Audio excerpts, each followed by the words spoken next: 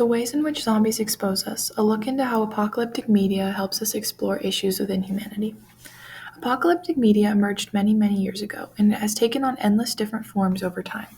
It is beloved for its gore, excitement, suspense, and tragedy, but there are many deeper themes and explorations of humanity weaved throughout. This semester, we dove into just a small fraction of apocalyptic novels, cinema, and television, and there were important issues that played a prevalent part in each and every one of them. The issue that I am exploring today is the idea of good and evil and how that is expressed when structured society and the absence of potential punishment no longer exists, through an analysis of The Road by Cormac McCarthy, Severance by Ling Ma, and The Last of Us. The first piece of media we will be looking at today is Severance by Ling Ma. This novel follows Candace in a jumpy timeline, taking us from her childhood days in China to her adulthood working for Spectra in New York City. There are certainly things we could look at in discussing Candace's character, but instead today I will be looking at Bob and his interactions with the people around him. Bob was a well past middle aged corporate worker with carpal tunnel syndrome and an affinity for violent video games before the world gradually came to an end after the onset of Shen fever. After the outbreak, he forcefully morphed himself into an all knowing godly leader that forced the people around him to follow his directions. Bob's character is a perfect example of a character that transcends the simple idea of good and evil and falls in a category of his own. Bob was a hateable character, and his actions suggested a lack of good judgment and character, but I believe it can be agreed upon that he was not inherently evil. A lot of his actions came from a place of insecurity and unresolved childhood pain. He hurt the people around him as a consequence of things inside of him that he never worked through in a healthy or controlled manner. This is not to excuse his actions or signifying empathy towards him, but I do believe Bob is a perfect example of the human instinct to seek power over their life and gain respect from those around them. He took the insecurities of his former life and acted in a way he believed soothed these pains, when his former social status and duty to adhere to society and the law fell away. In the novel, Bob says, "So what I'm trying to say," he continues, "is that this place is special and important to me, even if it's just a nothing mall to you." This line finally reveals to us why Bob acts the way he does, and has the need to dominate the group. His actions stem from insecurity and lack of power in his childhood. All this to say, as much as we humans would like everything and everyone to fit into the black or the white, in some cases we exist in the gray. It is possible for someone to be terrible, but not evil.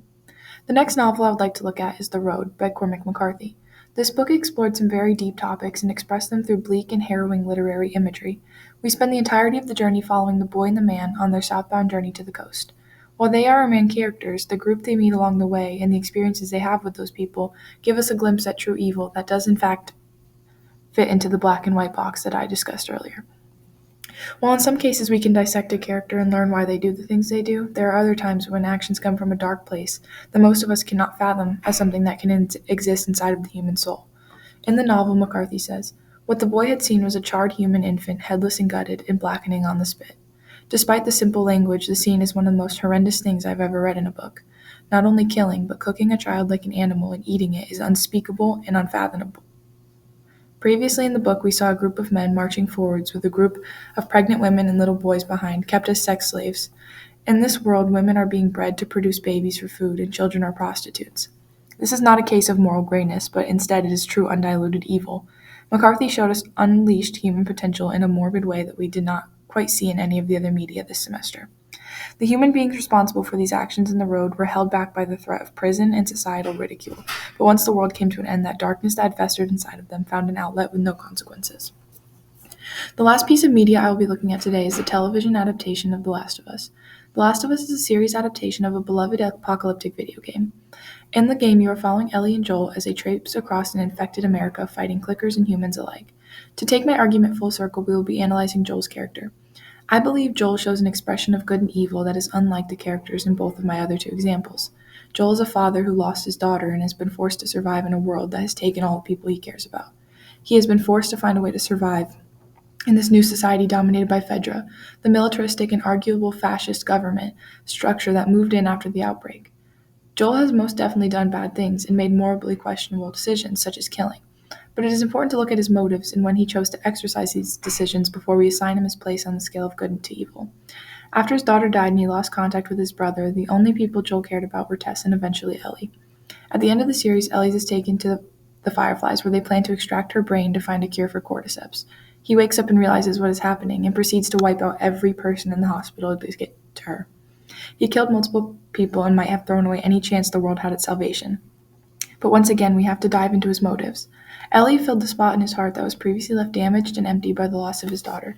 He stepped back into the father role when he met her, and after losing one daughter, he could not let it happen again. So, when looking at it simply, it would be easy to call Joel bad or evil for killing and selfishly taking away the chance for a cure. But how is it fair to call a man evil for giving a teenage girl a chance at life and going to any extreme to protect the people he loves? As you can see, the argument of who is good and who is evil and what makes them that way is not so straightforward. There are some cases, like with the people in the road, where it seems true evil really is at work. But oftentimes, there's always another side to the story. People fall all over the spectrum of moral goodness, and they might even shift up and down depending on the situation and who is telling the story. It is a hard concept to grasp and argue due to the pure subjectivity, but apocalyptic media is a perfect opportunity for us to explore humanity and make strides towards understanding what makes you good and what makes you evil.